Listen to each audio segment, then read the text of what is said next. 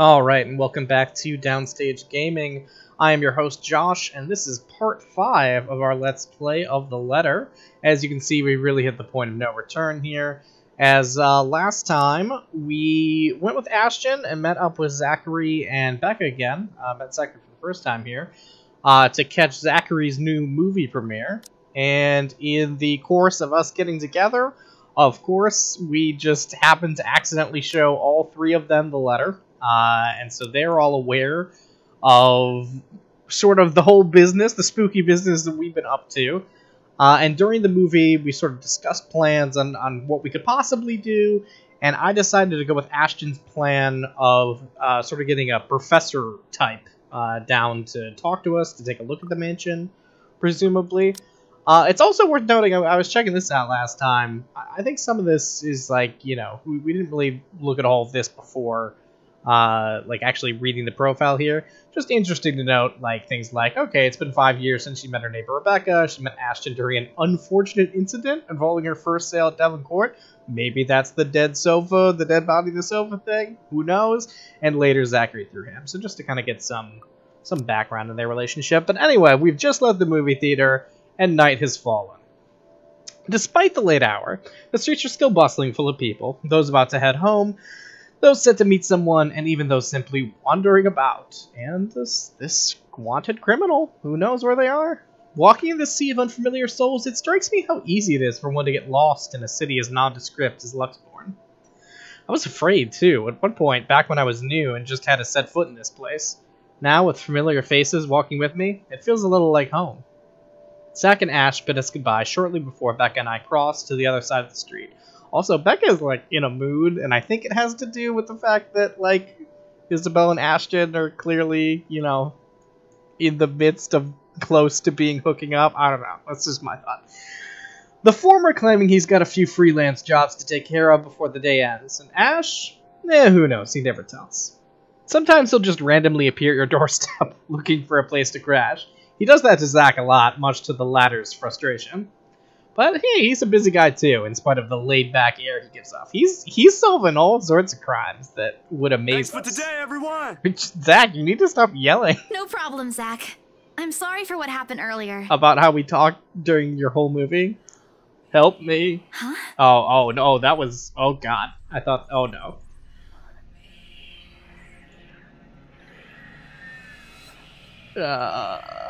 A sensation. Cold, sickening, drowning, my chest tightening, breathing becoming labored. I can taste blood in my mouth, the edges of my vision blurs. In the distance, amidst the countless nameless people going about their lives, a voice reaches out to me. Help me. Pleading, even as I clench my eyes tight and clasp my hands over my ears. Whispering and whispering and whispering, calling out, help me, please. No, not me. Somebody. Isabella? Earth to Isabella? What?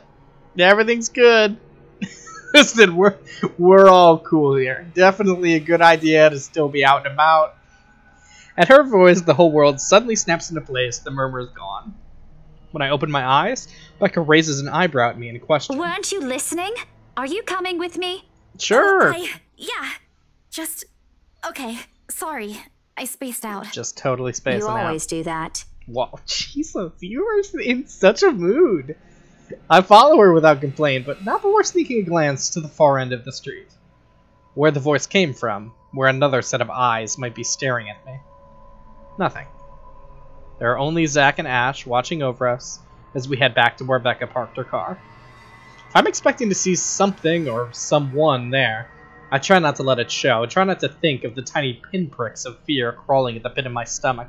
See you guys some other time. See ya, Zach. Yeah. See ya.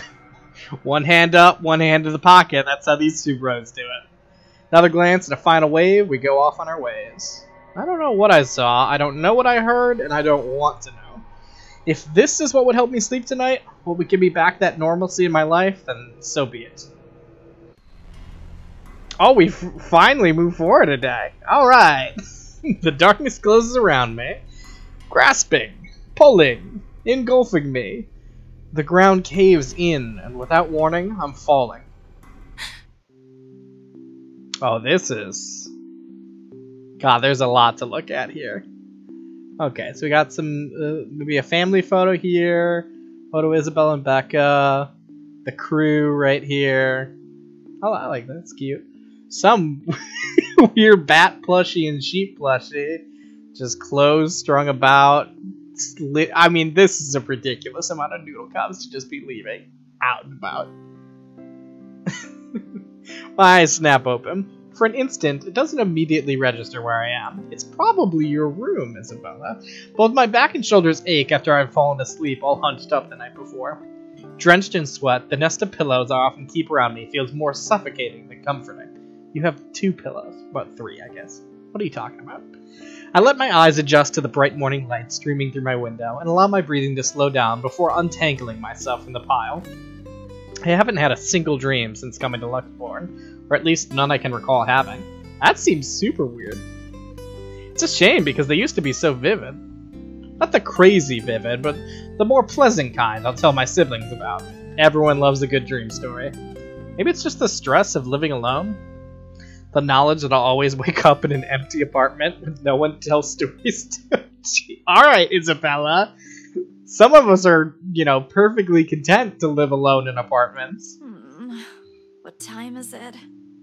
Habit forces me to look over at the clock, even with the soreness weighing heavily on my shoulders and the compulsion to never leave my bed for the day. Now you're talking my language.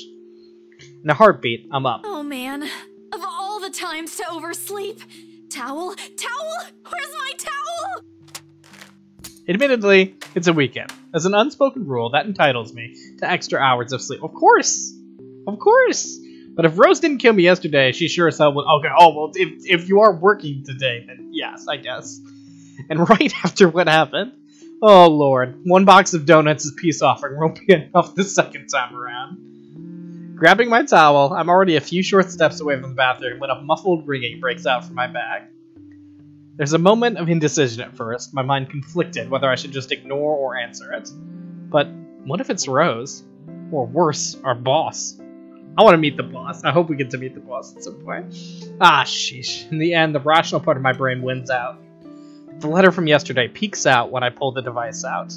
Just the sight of it is enough to put me in a foul mood, and it takes every force of will for me to ignore it in favor of answering the call. Again, you know, you kind of brought it up last time. Can we try just leaving it here? Can we just give that a shot?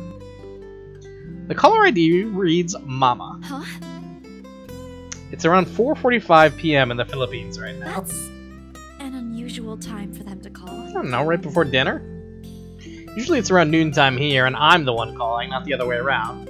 Better for them to use the money on something else than an international call. Regardless, in the most cheerful tone I can gather... Hello? Hello? Grace? How are you? Well, you know, haunted by ghouls, but other than that... Mama, I'm doing okay. How are you guys over there? We're good, we're good. EJ won a storytelling contest at school the other week. Nice, EJ. Brought home a medal. I thought you should know. I mean... so, okay. Thank you. There's a tired lilt in her voice as she speaks. It's been there since Papa had to leave his job. I wish there's something I can do for her. Okay, so we may be getting, you know, slightly more insight on where the desperation for money comes from. But from miles away like this, the least I'm able to do is to not make her worry. If only my older brother would actually lend her a hand, but Lord knows if that'll ever happen. Odds are, Kuya Jordan's already out drinking right now. Again. I can't count on my older sister either, knowing she has a family of her own, and, well... Anne's financial situation isn't exactly great right now, having ran herself knee-deep in debt. Great! That's great! Tell him congratulations from me. And let him know I'm gonna send him a little something extra this Christmas. Aww. How about Nico? Karen? Michael? I hope they're okay? Large family. They're doing well. They wanted to talk to you, but they're all busy with school. Yeah. Oh no, that's fine. I don't want to bother them. Just tell them to keep doing their best for me. I'll just call back when I know they're not busy. I like this little guitar jam going on here. And Papa? How's Papa doing? It's a subject I'm a bit hesitant to broach. From the way Mama's voice pitches, she doesn't want to bring it up either. Papa... Grace, Papa's... he's having a little difficulty right now. Weak appetite, he's having trouble swallowing, and lost a few pounds, but the doctor said we should keep encouraging him. It just means his body's accepting his new treatment well. The money you sent last time helped a lot to pay for it, by the way. No, this is rough. Oh, I see. That's good. I won't deny that life has gotten tougher for our family. It used to be easy back when Papa was in good shape. But ever since he was diagnosed with the sickness 5 years ago, he'd been unable to provide for us. Now, the burden of feeding 8 mouths and settling Papa's bills all rest on my shoulders. Although Mama makes a little, accepting sewing and laundry jobs in our neighborhood, it's scarcely enough to cover the costs of day-to-day living, let alone the bloating hospital bills. We can't even expect help from our own government because the health insurance there barely covers anything. God, I wonder what that's like. I'm sure he'll get better soon. Is he well enough to talk? Do you think I'll be able to speak to him, Ma? Silence. I start to think that the call got cut until... Listen, Grace. Maybe it's better if we transfer Papa to a different hospital. Somewhere cheaper? Yeah, that's always what you want to do with your loved ones. What? Why? Did something happen? Is it the deposit issue again? Give me the hospital's number. I'll talk to them. No, it's nothing bad. The service here is good. Too good. Even the doctors. But I'm worried you're working yourself to the ground because of it. I'm worried that you're selling yourself to a haunted ghoul because of it. Mama, we've been through this before. I want the best for Papa. And don't worry about the bills or the medicine, or me for that matter. I can handle myself. Everything's going well here. In fact, we're about to close a large sale. I mean, I very nearly blew it yesterday, but, you know, hopefully.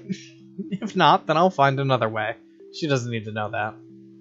Sorry, Mama. You taught me not to lie, yet look at what I'm doing. I'll have money to send over soon to cover the rest of Papa's treatment.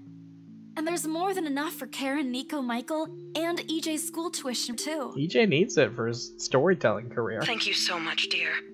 I appreciate it. We all do. But I just wish you'd come home to us soon. I'm not gonna try. When are you coming home? EJ, the youngest, used to be the only person asking me that. How do you respond to a question you don't have a definite answer to? 5 years later, and I still can't give them a straight one. I smile, though Mama can't see it. I fight to keep my lips from quivering, my voice from shaking. She's got enough on her plate as it is. No need to weigh her down with unnecessary concerns. Promise me you'll be there to welcome me when I do, okay? Of course. I'm sorry, Grace.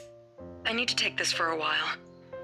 There's a small commotion on the other end. The sound of gates opening, the voice of a child, EJ, talking excitedly about his day at school, the tapping of feet on the floorboards as he runs.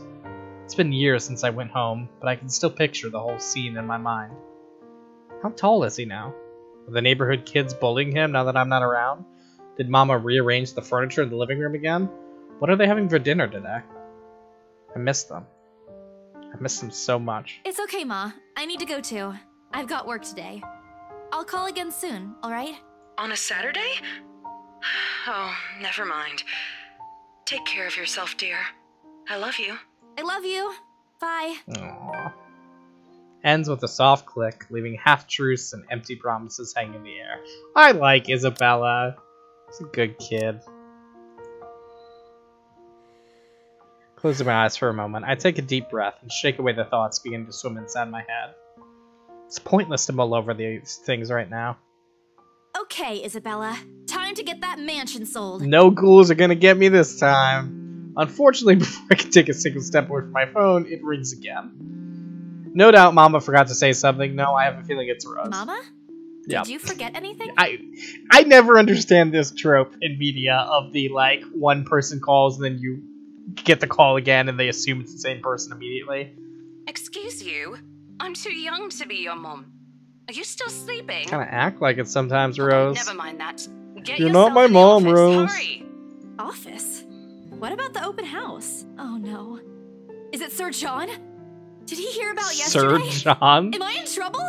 Oh god, oh god, oh god. I'm gonna get yelled at, aren't I? What do? I'll buy you an extra box of donuts if... No. It's nothing like that. Will you calm down? Will you chill your Get grill? yourself here, alright? I'll tell you everything then. There's the telltale din of several feet shuffling against a wooden flooring, and indistinct yelling in the background before Rose cuts the connection. That isn't in any way comforting, but it's enough reason for me to hastily discard my phone and finish my shower in record time. I have a feeling this has something to do with the rich people, but we'll see. Oh, here we are. Sorry, just taking in the scene here, taking in the hot Gundam here. I make it to our office within 20 minutes of leaving my apartment, completely disheveled and out of breath. A feat, if I take into account my usual travel time. Routine clamor, common to Briar Realty Corporation's Lexburn office, greets me as soon as my foot crosses the threshold. Papers rustling, telephones ringing at sporadic intervals, agents talking at varying volumes, staff moving about, and... Where the hell is C? Where are my employees? Okay, you know I said before I wanted to meet him, but I'm retracting that desire now. What the actual fuck, guys? Of all the times to disappear without notice. Just like, oh man, my boss's words turned muffled as someone else closes the door to his office, likely the work of our HR manager. Throughout the past weeks, he's been in a bad mood over a few employees who have failed to report to work. I hear are they all gotten by ghouls? What's going on? I hear they're still trying to get a hold of them, but to no avail. The result is, half their workload has been shifted to all available staff, so as to not lose clients. Not that I mind the extra work. If anything, it means I'll have more to send to my family back home. Although the rumors of a branch closure circulating because of this is indeed a bit worrisome. Okay, I'm not saying this is very likely it, but if the whole crux of the like ghoulish mystery here turns out to be some kind of like business sabotage or something, I will not be pleased. My bag barely touches the top of my table when Rose pulls me aside. Here, I need you to help me with these papers. If you could also get these signed and photocopied before lunch today, that would be great. You got it, boss. One after another, she thrusts a bunch of paperwork in my hands without explanation. A page flutters away from the top of the pile, and I lean down to pick it up, my eyes scanning the top of the page as I straighten. It's a letter. No. Okay, a purchase and sale agreement. I knew it. The rich people bought it, right? Rose simply gestures her thumb in the direction of our visitor lounge, and I tilt my head in question.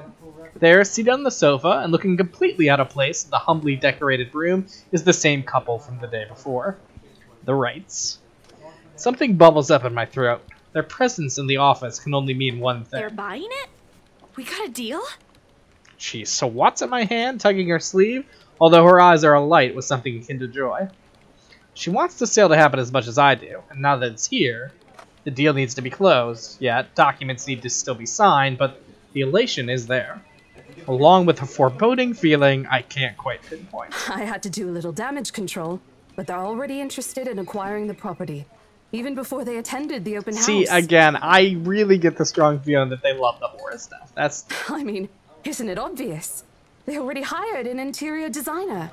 I've never seen a buyer as aggressive as Madame Wright. What kind of freak would do that? To negotiate a lower rate.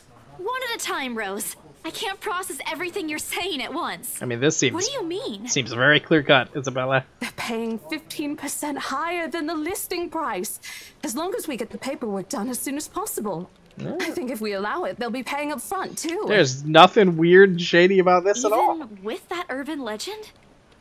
Rose nods. Oh. I was so sure we lost the sale. They love it. They love the urban legend. Don't look so surprised. We still have to conduct some last few checks before we completely hand it over to them. Please. I'll happily do the paperwork duty, Rose. I'll even go to the land registry myself and make sure the property changes hands with every single legal blessing. There's never been any ghouls involved in legal business, so we're good. Don't they have better things to spend money on? I'd haggle it down to the lowest possible price if I were in their place, especially with the stories attached to it. Not that my opinion matters a one bit here. We're just their agents who are going to receive the hefty commission, after all. Nothing more. Rose gives me a pat on the shoulder, signaling that she's heading back to them.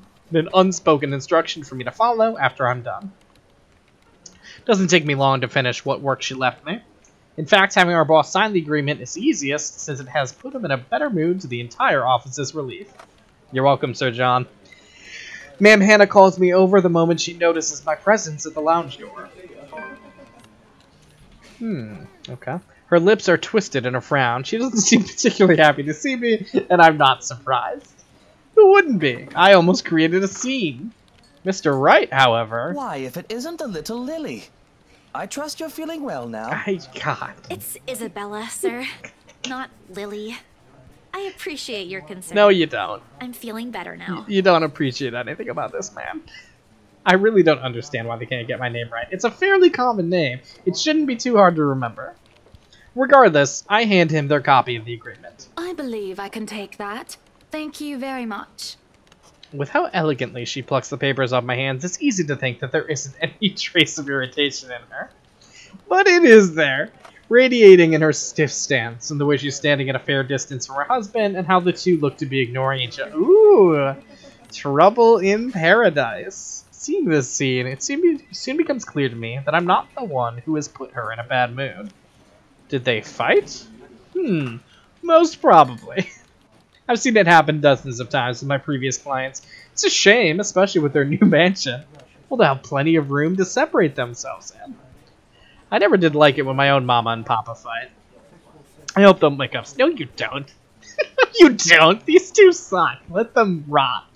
Apparently satisfied with what she's been, Madam Hannah claps her hands together before extending it to us for a shake.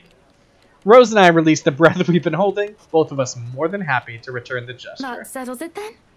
You're all Are good? you really sure about this property? What on earth are you doing, Isabella? We could easily find you a bigger one among our current listings. What are you Something doing? with a modern touch? You literally want this. Something not haunted, perhaps?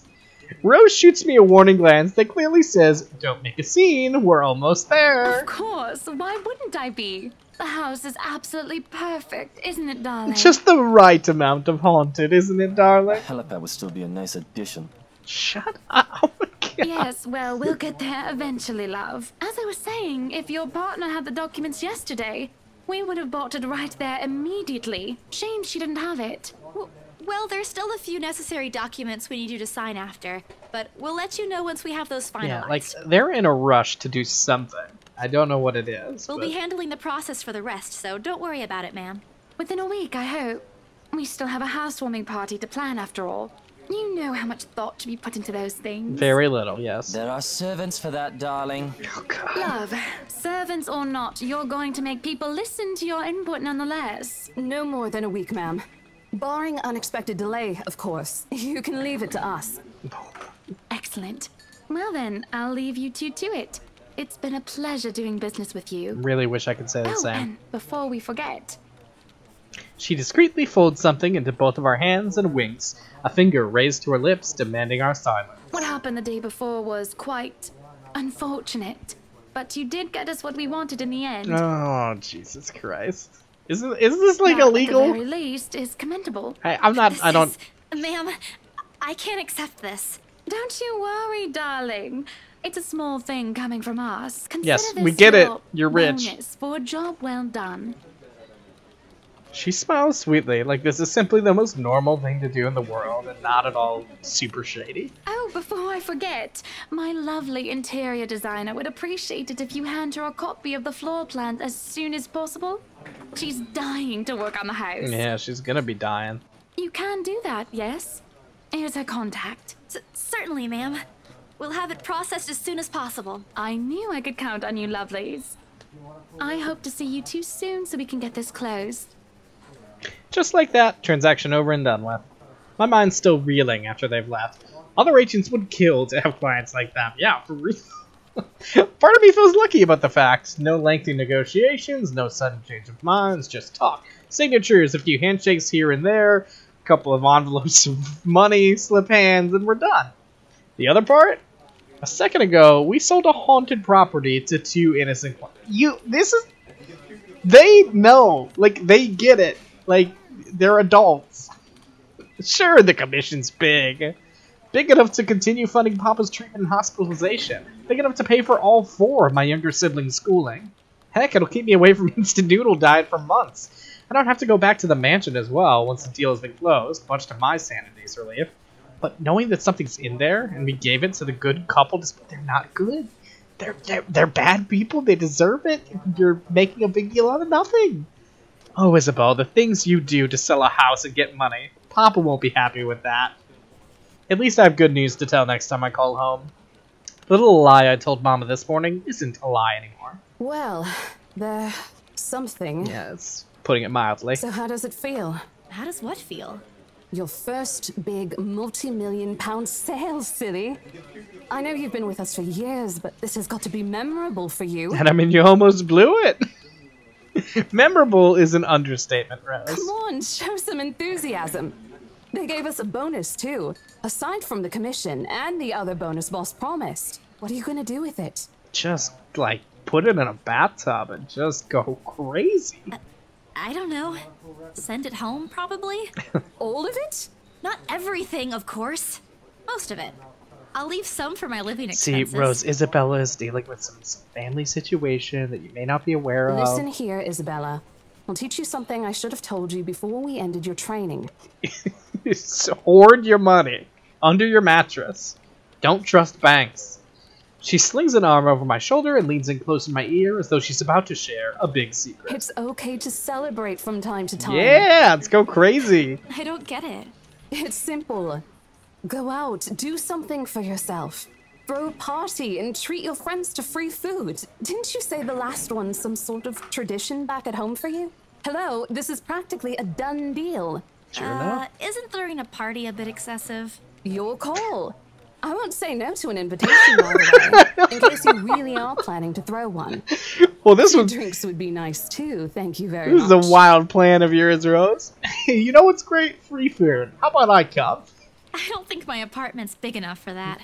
You could always move? Bloody hell, you're working in real estate. You're making the big bucks now, Isabella. Come on, live the lifestyle. I think I'll pass. That's too much of an unnecessary expense for me. But I did promise Becca free lunch in case the sale goes well.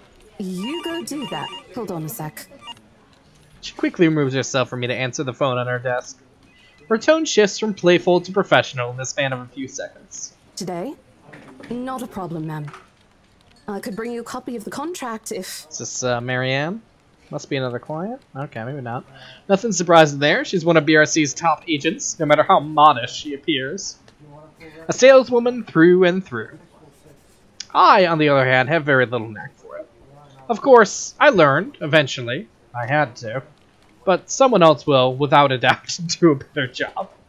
Once, though, in a drunken stupor, Rose told me a story of what could have been. Years ago, wide-eyed, young, and brimming with yet-to-be-fulfilled dreams and ambition, she was a term or two away from a nursing degree. Out of courtesy, I never pressed on the matter further. But perhaps it's where the sense of fondness started.